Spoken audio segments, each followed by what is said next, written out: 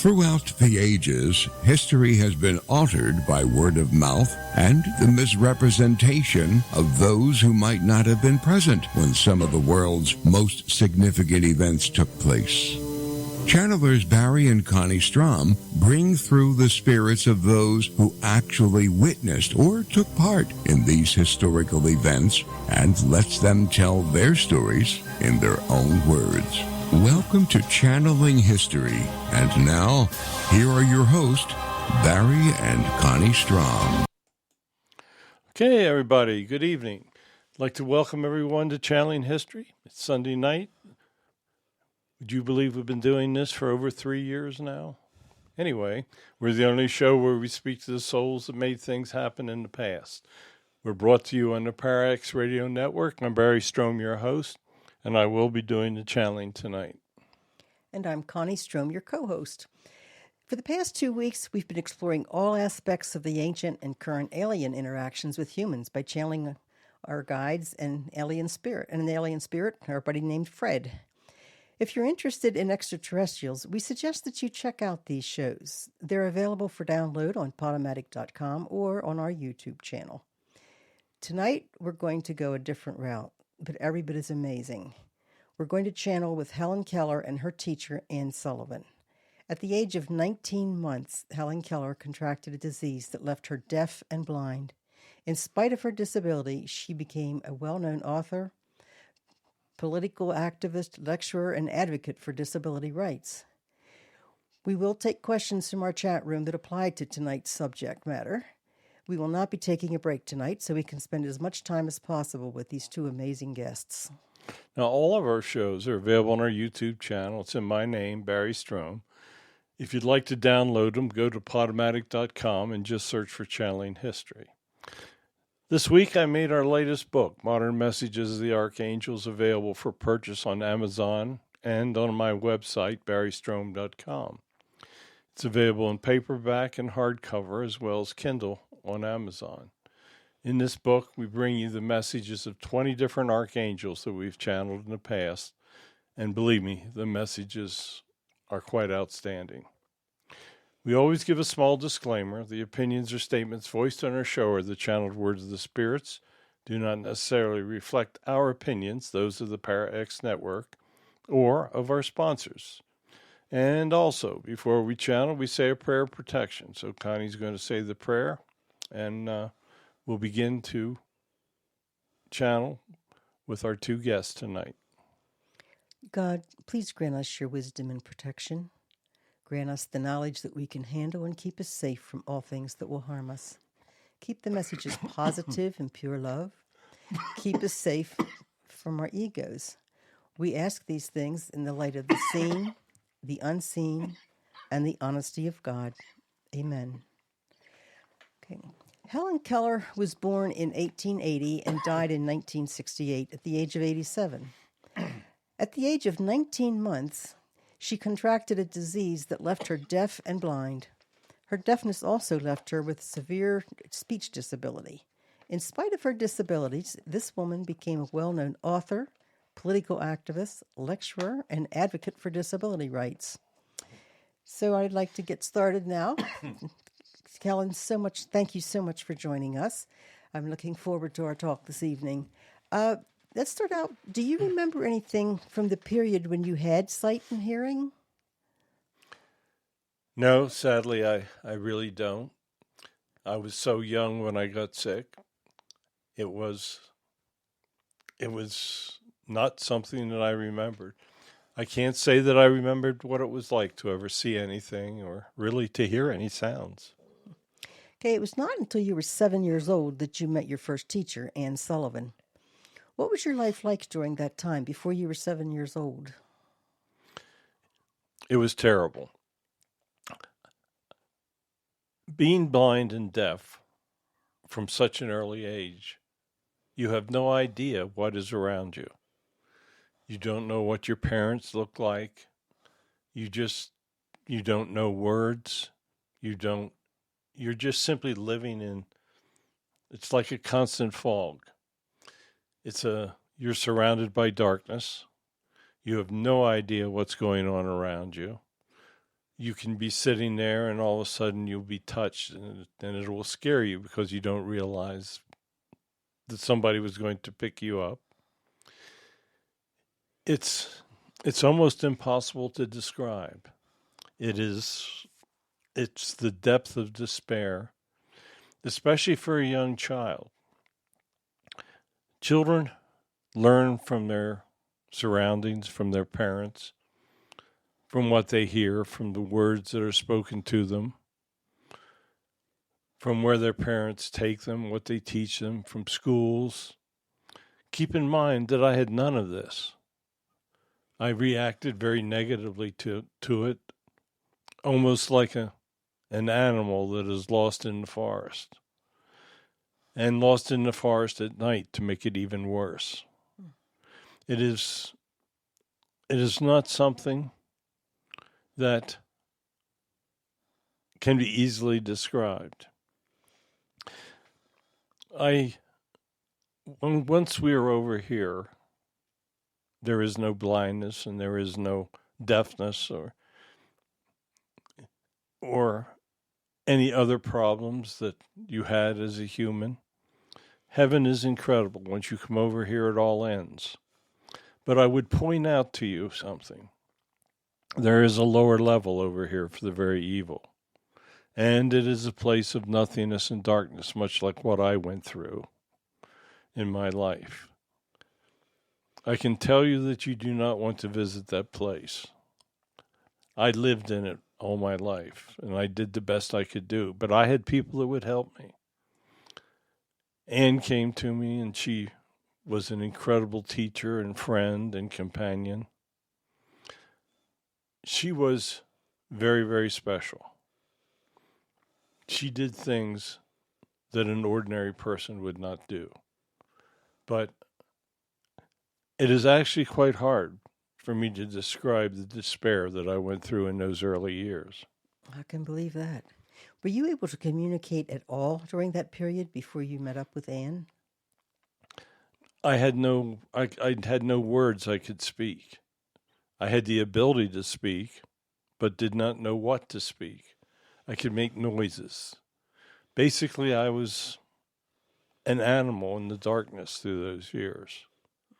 There was nothing that I could do. My parents did what they could. They tried to place me in schools. They tried to bring people in that could instruct. But there was no way that anybody could get through to me. The door to my mind was locked. And it was not until Anne discovered a way that she could show me things that I truly was able to advance. Would you describe Anne for us? To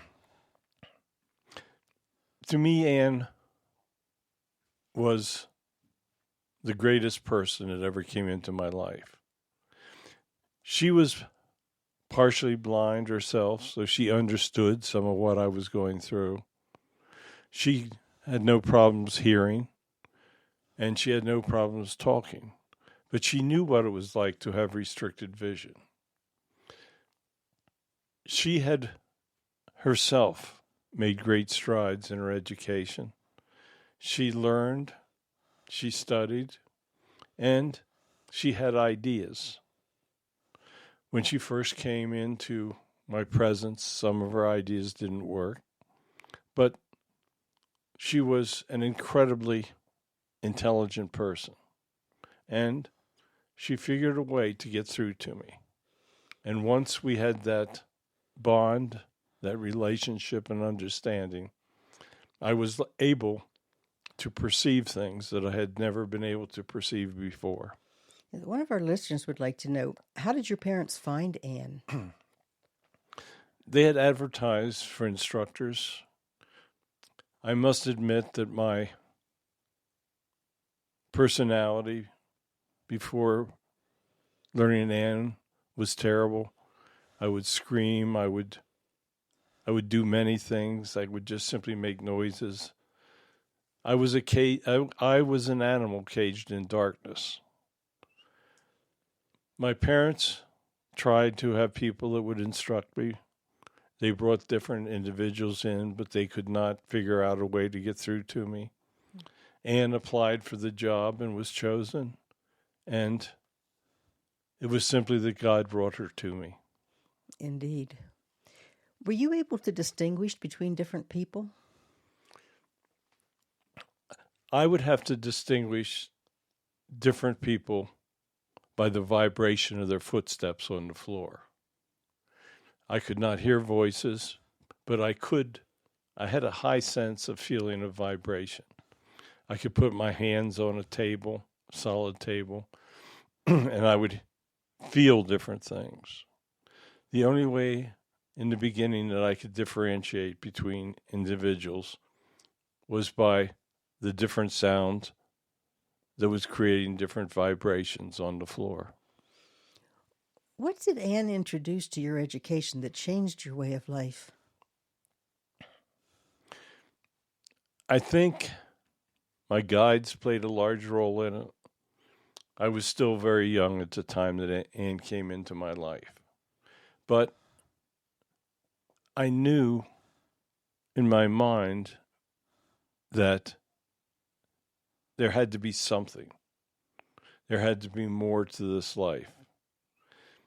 Keep in mind, at this stage, I had no idea of God or people or any type of social conditions that were surrounding me.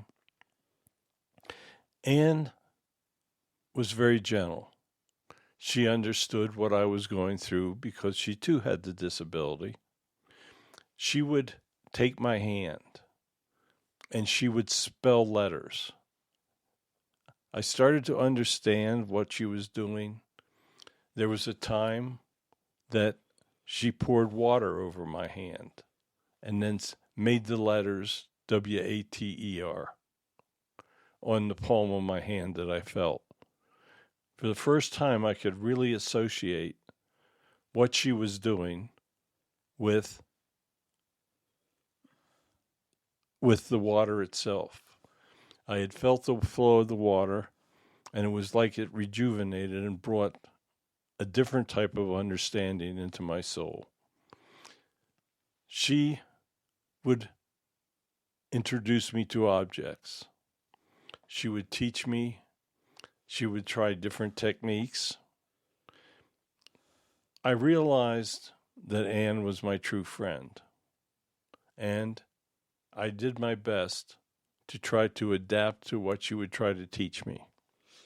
You were accepted to Radcliffe College of Harvard University and became the first deaf-blind person in the United States to earn a Bachelor of Arts degree. How did you accomplish this feat? It was only through Anne. She accompanied me to the colleges. She would sit in on the lectures, and then she would try to transmit what was said in those lectures. At that time, I had learned Braille, but there were very few books that had been written in Braille. Keep in mind that it was a time that very little had been done to help people with disabilities. It was a time that individuals would be sent to asylums that had my conditions. I was blessed to have parents that could afford to care for me. I had gone through other educational institutions. I had been in schools for the blind, but Anne was always at my side. It was only through her and the transference of information in the manner of which we could communicate that I was able to learn and retain. I was blessed with a relatively high intelligence. I could adapt. I learned to adapt, and I wanted to adapt. So, through the patience of Anne, I was able to retain enough information that I could pass my tests through her. Without her, it would have never been possible. What would you say was the most difficult part of your education? I would say that anything related to mathematics was very difficult for me. I had to basically learn math from the most basic concepts. There was no way that I could understand the complex symbols such as you would see in calculus. Anything that was related to the relationship of numbers was very, very difficult. Okay, since you were deaf, you had a severe speech impairment, yet you became a very accomplished speaker. How was that possible? That was very difficult. Anne would attempt to show me how words were pronounced and what they stood for. She would have me put my fingers upon her lips, and I would basically feel how the lips formed words. And then she would write on her hand what those words meant.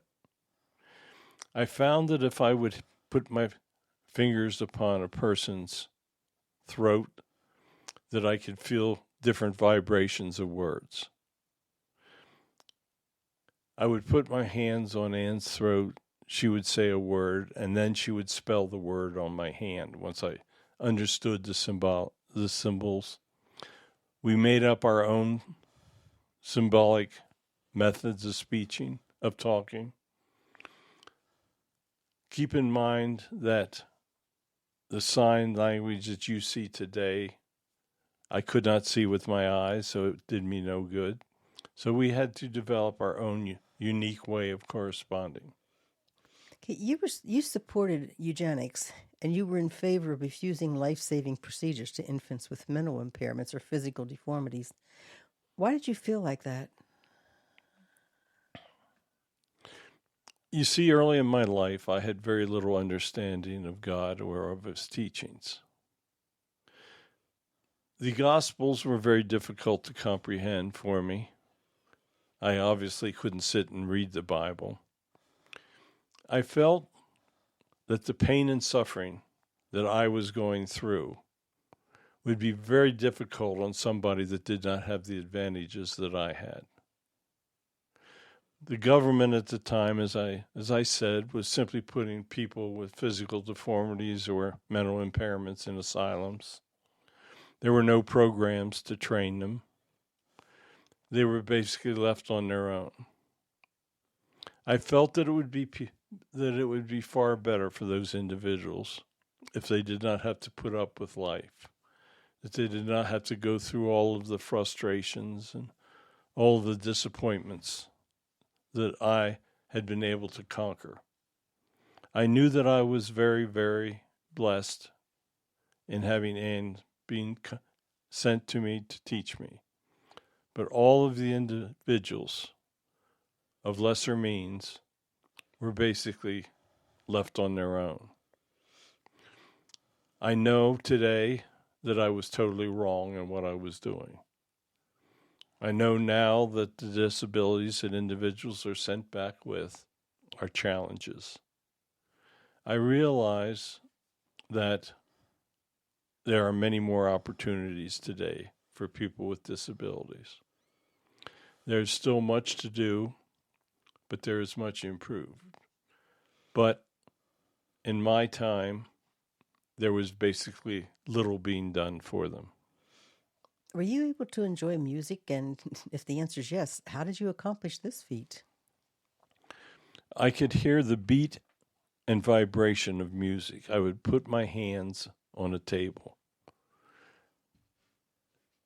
There were musicians that would work with us, and they would play the music, and I would learn to feel the different types of vibrations. When you have visual and audio disabilities, your sense of touch becomes much more sensitive.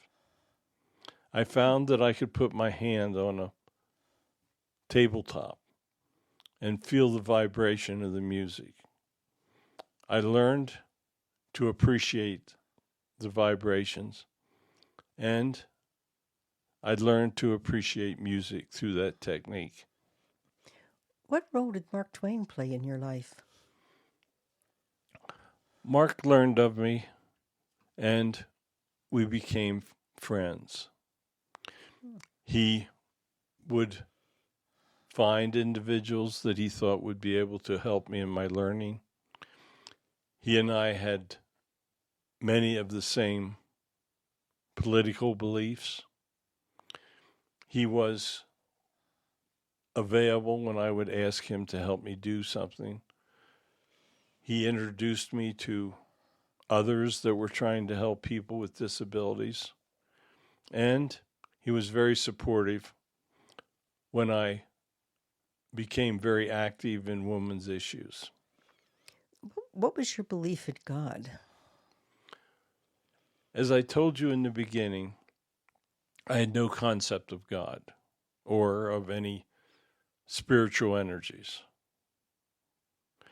Once I learned to communicate, once I learned what was going on around me, I realized that there were special energies. In the silent world of which I lived, I would receive messages in my mind. So God did compensate somewhat by giving me some psychic abilities and taught me of God, of the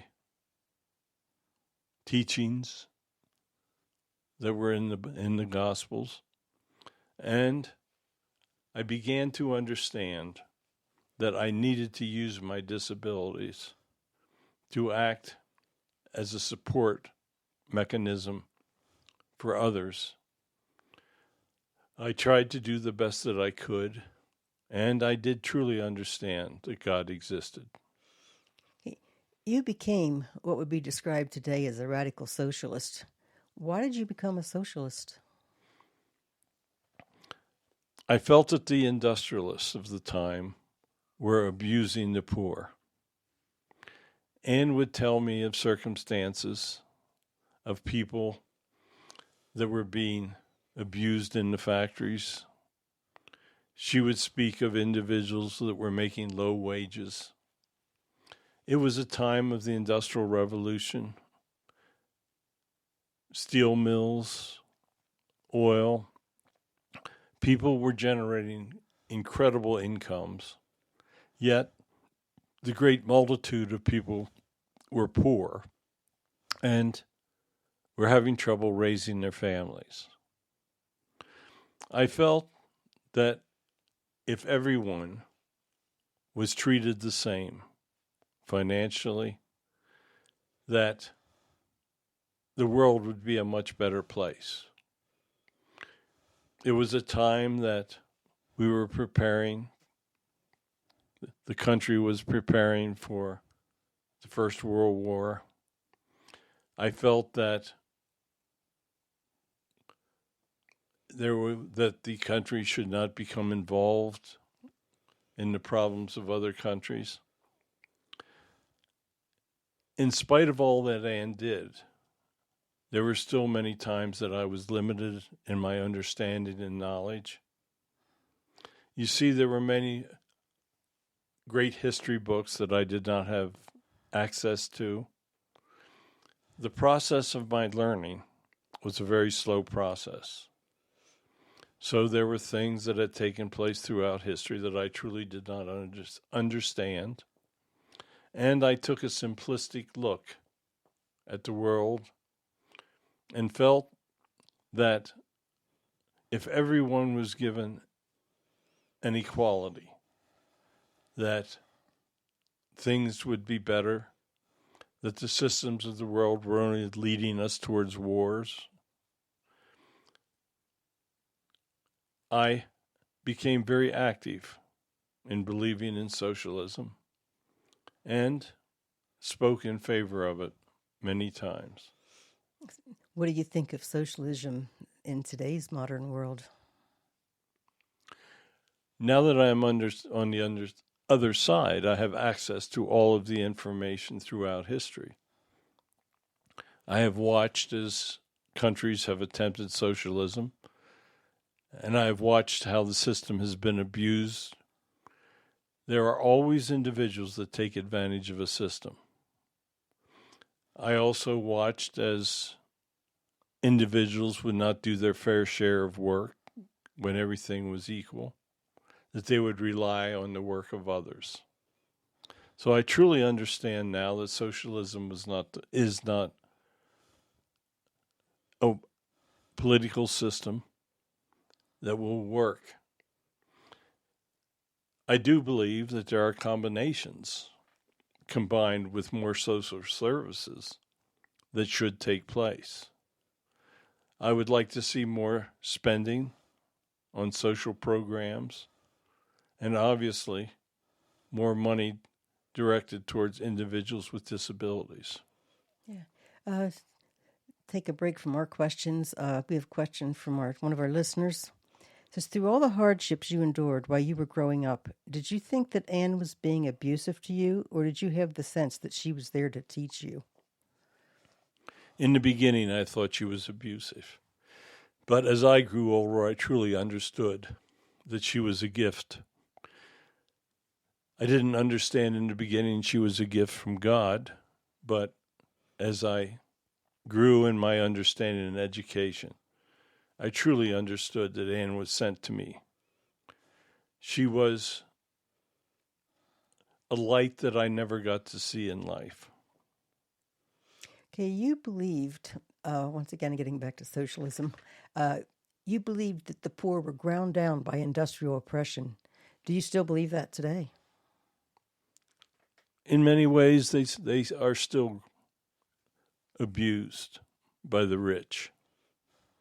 In my day, it was industrial oppression. Today, much of it is political oppression.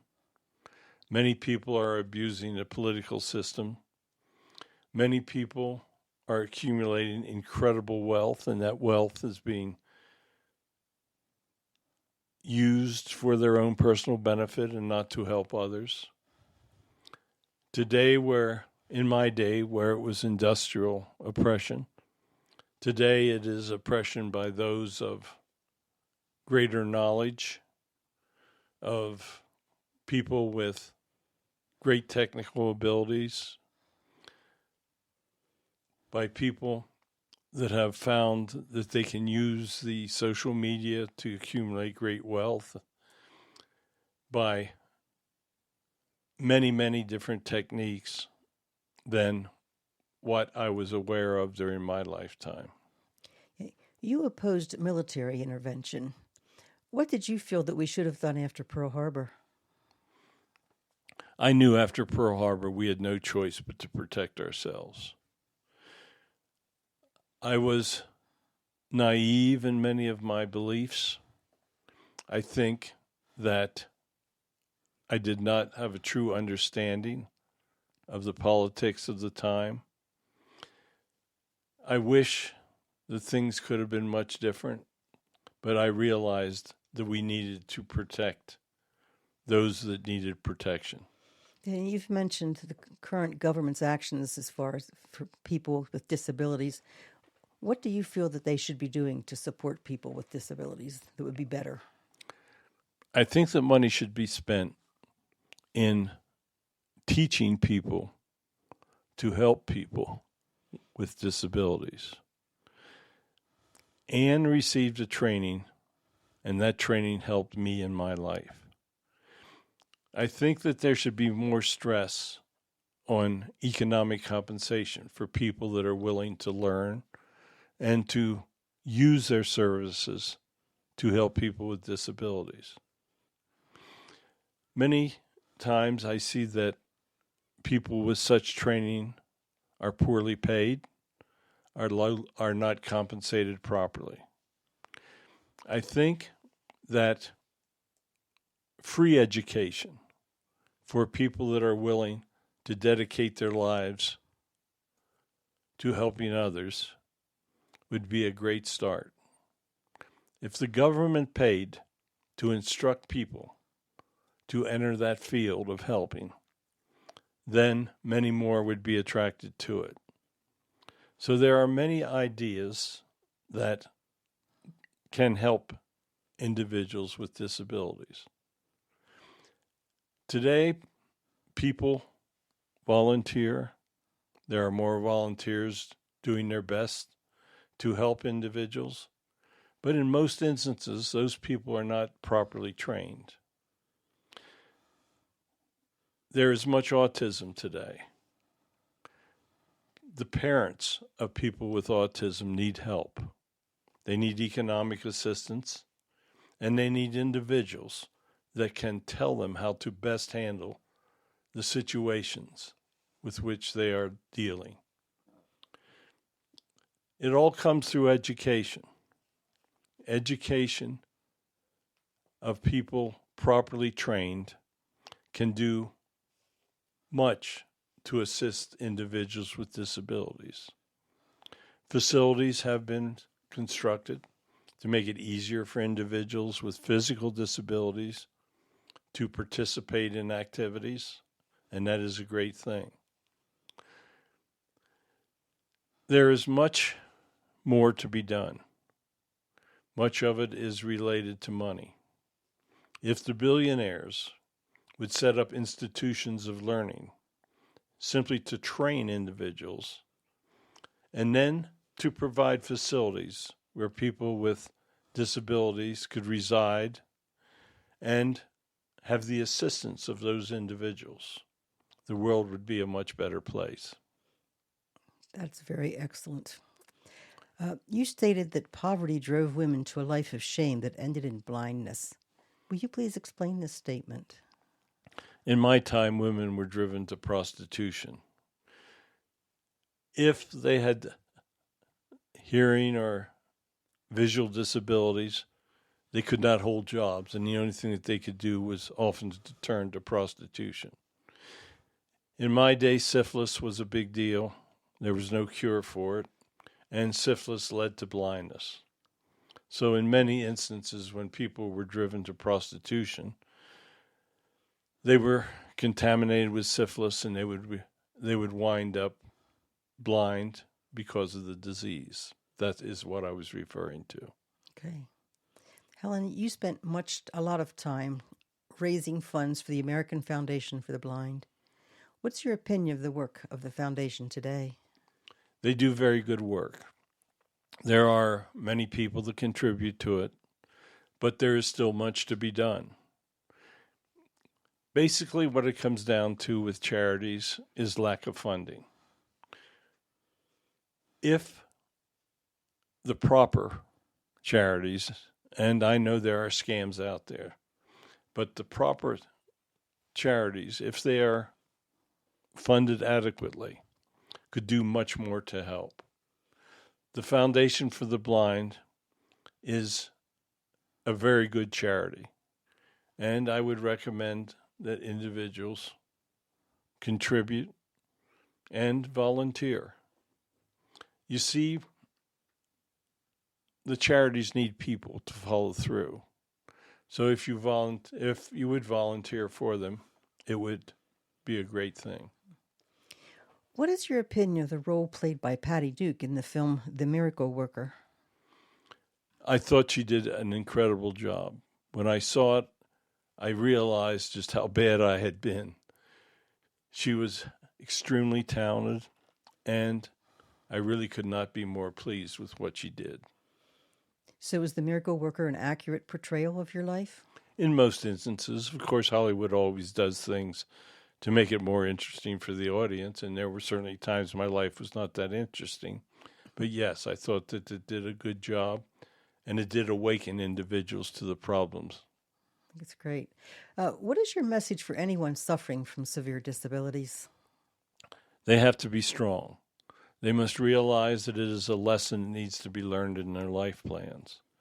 Use your disability as to set an example for others. Do not draw away from life because God has not given you the path that you want. Open your heart to God. Understand that there are ulterior reasons for everything in this life. Nothing is a coincidence, and God knows everything. Be strong. Do the best you can with your disability. Maintain a strong personality. Help others.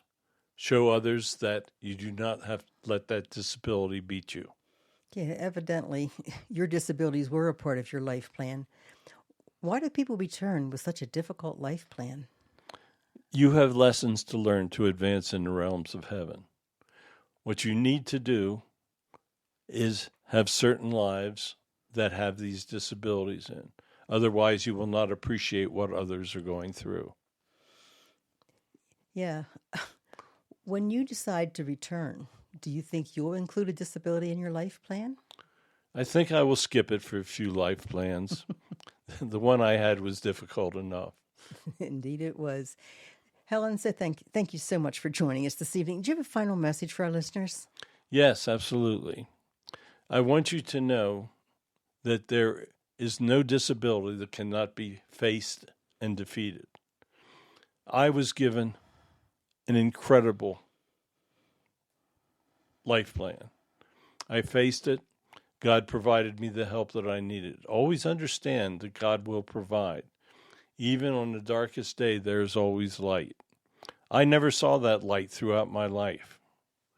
I never saw what the world truly looked like, the brilliant colors, all that everybody else was enjoying.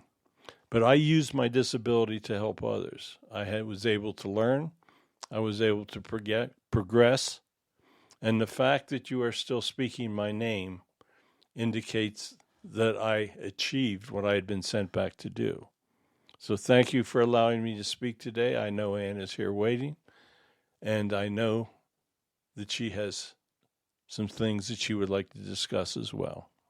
And we're anxiously awaiting. Anne Sullivan was born in 1866 and died in 1936 at the age of 70. She, of course, is best known for being the teacher and lifelong companion of Helen Keller. At the age of 5, she contracted eye disease that was partially blind. She received the education at the Perkins School for the Blind, and at the age of 20, she became Helen's teacher. Thank you so much for joining us, Anne. Thank you for all you did for Helen. Will you tell us about your early life and what it was like to have visual disabilities in the late 1800s? It was extremely difficult. I came from a very poor family, so I did not have much help. There were times that my parents felt they could not care for me. I did spend some time in institutions. I had a fairly quick mind, and I was not totally blind, so I could see small amounts. I could do things. I could have the advantage of reading books with very, very large print. So I was not totally blind. And I had hearing, and I was able to speak with no problem. But in those days, if you were severely disabled, the governments would simply send you to an asylum where you would rot away. You would not be given proper medical attention. Your lives would be generally very short in those institutions. Sometimes the government representatives would actually end the lives of some of the individuals. It was a very, very difficult time in the late 1800s. Many individuals were making great money, but they had not yet decided that they would form their charities and do what was needed. It was a time of learning. People did not understand the medical problems associated with disabilities. They would think that disabilities were evil. Sometimes people were actually hurt and damaged by individuals thinking that there was evil causing the disability. The belief structure of the time was much different from what it is today. So it would be very difficult for any of you listening to understand in true context what was truly taking place. So that's all very sad to hear. What was it like at the Perkins School for the Blind? The Perkins School was very advanced for its time. It was, if you had blindness as a disability, it was where you wanted to try to go for help. They would attempt to teach you Braille. They would try to show you other ways of communicating, of understanding. It was the best, absolutely the best place that I could have been sent. They trained me to teach others. I knew that when I went to Perkins that I wanted to become a teacher. I wanted to show individuals what you can accomplish even though you have limited visibility in your eyes. So Perkins was a wonderful place. What were your beliefs regarding God? My parents were Christians and believed in God, and I understood the teachings. I had trouble reading the Bibles at the time, but my mother would read the Bible to me. I truly believed in God. I didn't understand why I was given visual disability problems with my life, but I realized that when I was accepted at Perkins, it was a blessing. So I always had a true belief, and I tried to pass that belief on to Helen when she was capable of understanding. How were you chosen as the teacher for Helen? Her parents had tried many different individuals to teach her. None of it had worked. I had a different understanding since I also had limited sight, and I knew what she was going through. I knew that it was an incredibly difficult time for her, and that even I could not totally comprehend the fact of what it would be like to have no eyesight and no sense of hearing. She lived in a dark world with walls around her that she, on her own, was incapable of breaking down. I thank God that He gave me the insight and the knowledge that I could use and that I was able to work with her. How would you describe Helen's personality when you first arrived as her teacher? I know this sounds nasty, but an undisciplined animal was basically what she was. She was this beautiful child. She had no idea what the world was around her. She feared everything. She would throw fits. She knew what she wanted. Perhaps she would become hungry and not know how to tell anyone of this. She was frustrated. She was an example of how far a human soul can truly digress.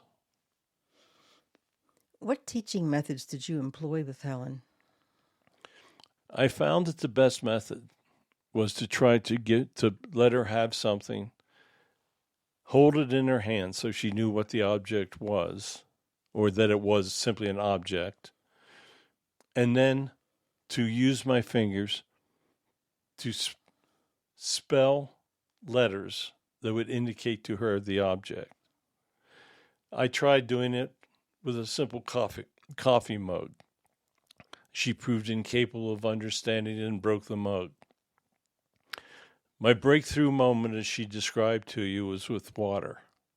I poured water across her hand so she understood what it was.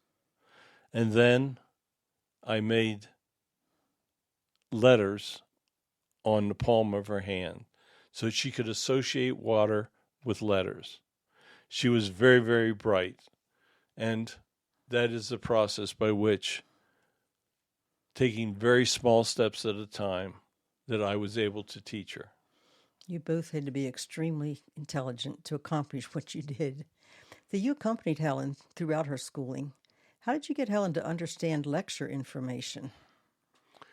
I would simply transpose the information in a system with which she would understand. If I could transcribe it into Braille, I would do it. She started to understand words by putting her fingers on my lips or my throat. I would try to give her letters on the palm of her hand that she would understand.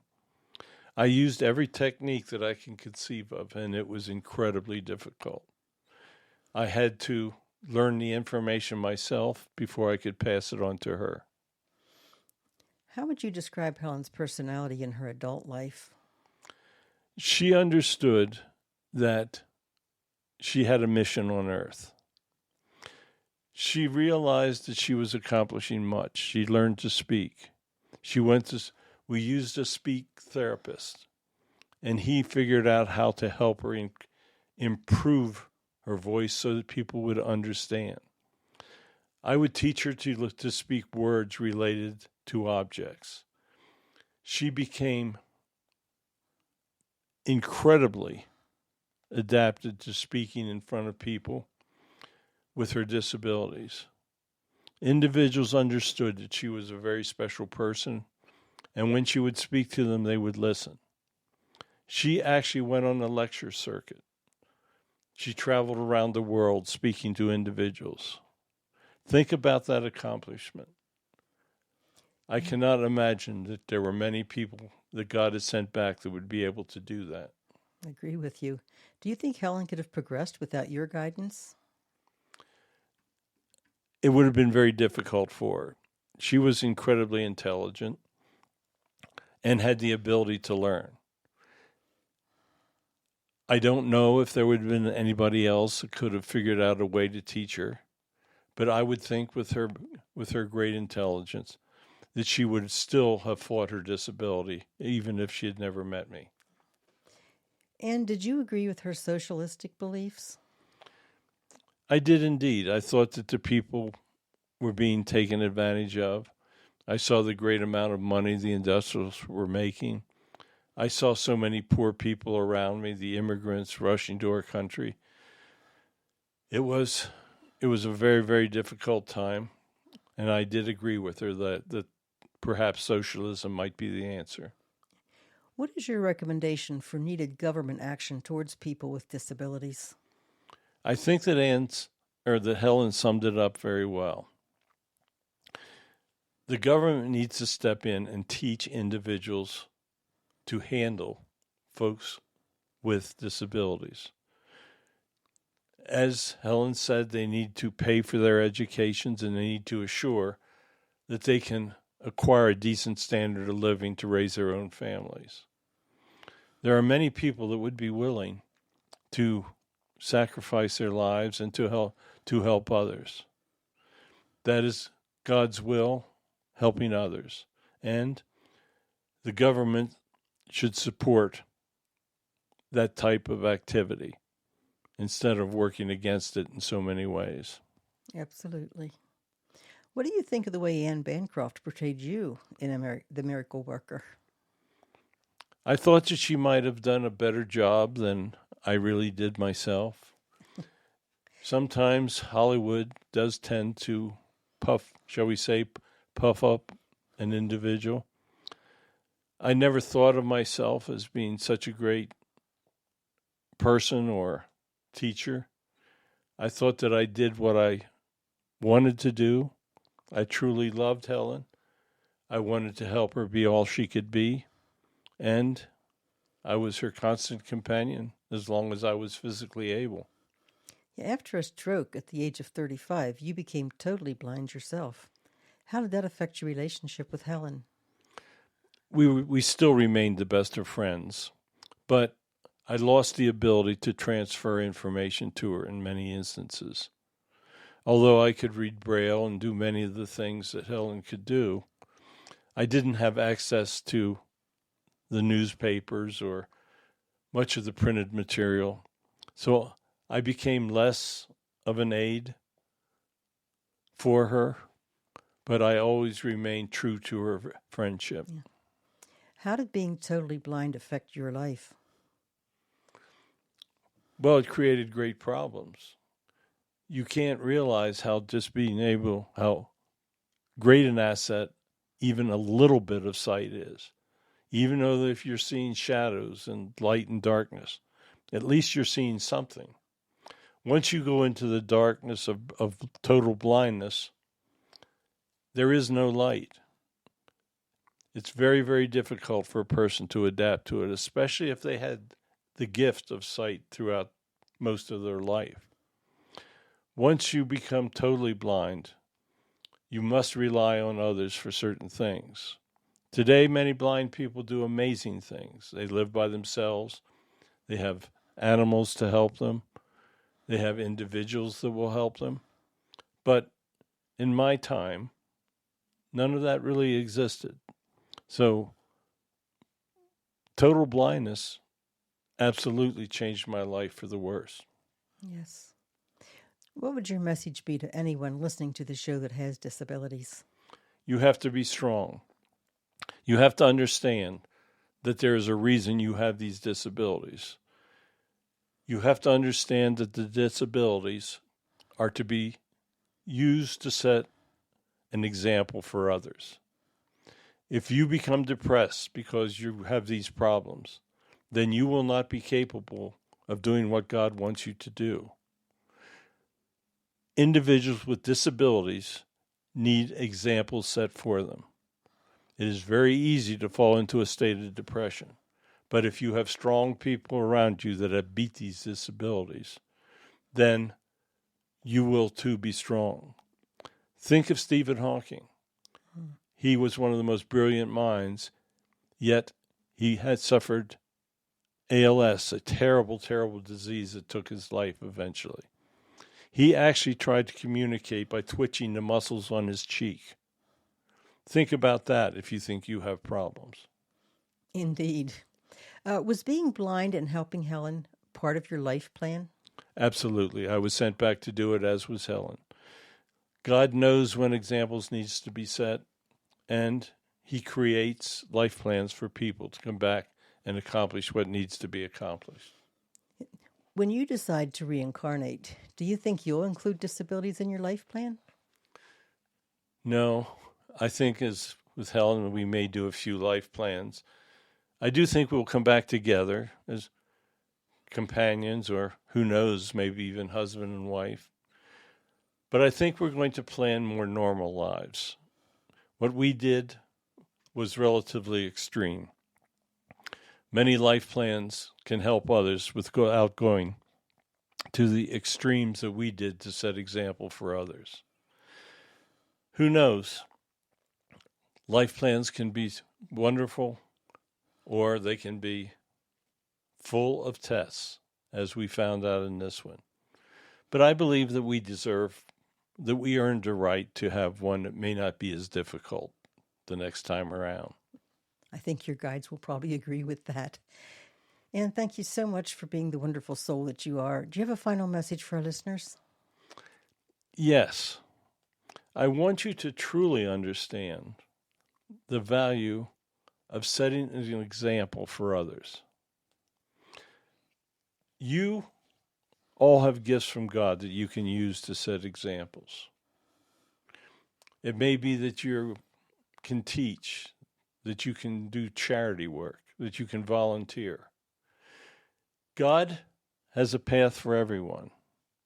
You don't need disabilities to set an example. There are many individuals that have accumulated great wealth and have used it for charities. People with disabilities need your help. They need individuals with wealth to provide the abilities for these people with disabilities to learn and live normal lives. They are capable of learning normal lives. There have been ancient cultures that killed people with disabilities because they were different. Well, disabilities will make an individual different, but it makes them unique. It gives them a unique example that can be used to help others. If you know people with disabilities, love them for who they are. Love them for what they are. Know that they are absolutely no different than you are. They have been blessed differently.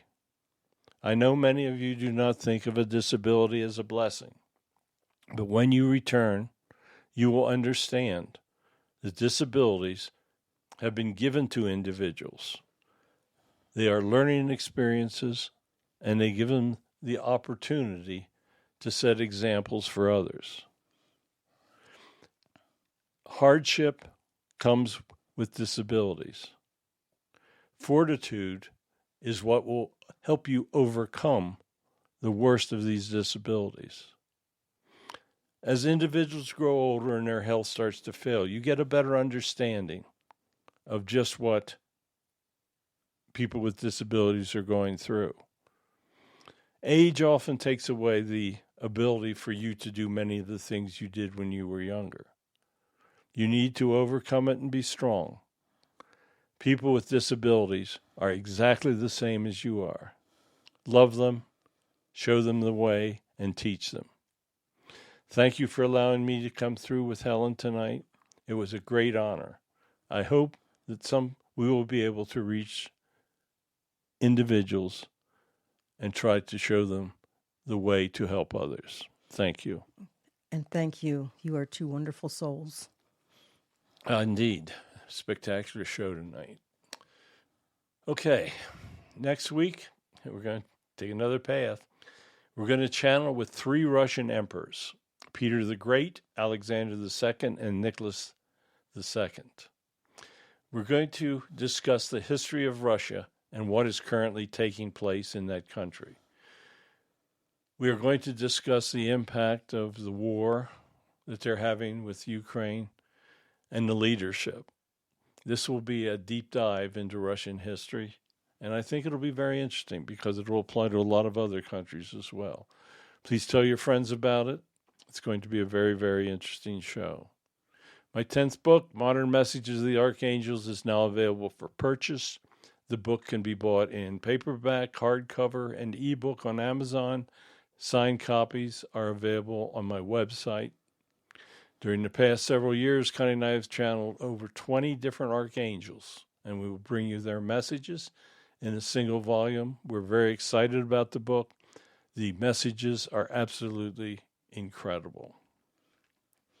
And I would like to also thank you all for listening to our show tonight. We've been bringing you channeling history for almost 3 years now. I guess time flies when you're having fun.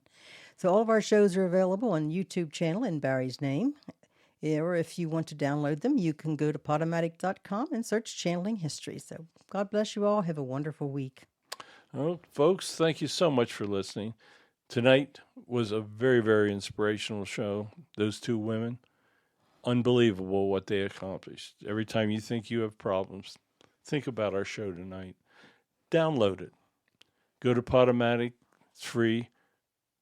When you feel down, listen to it. It might buck you up. So thank you for listening. Please join us Sundays at 9 p.m. Eastern Time on the Para X Radio Network. Thanks for listening to Channeling History. Tune in again next week for another electrifying episode, as we never know who will make an appearance or who will come through the portal. Any rebroadcast or other use of this program without explicit permission is strictly prohibited. Copyright 2020. Our Story Begins by Kevin MacLeod, licensed through Incompetech.com.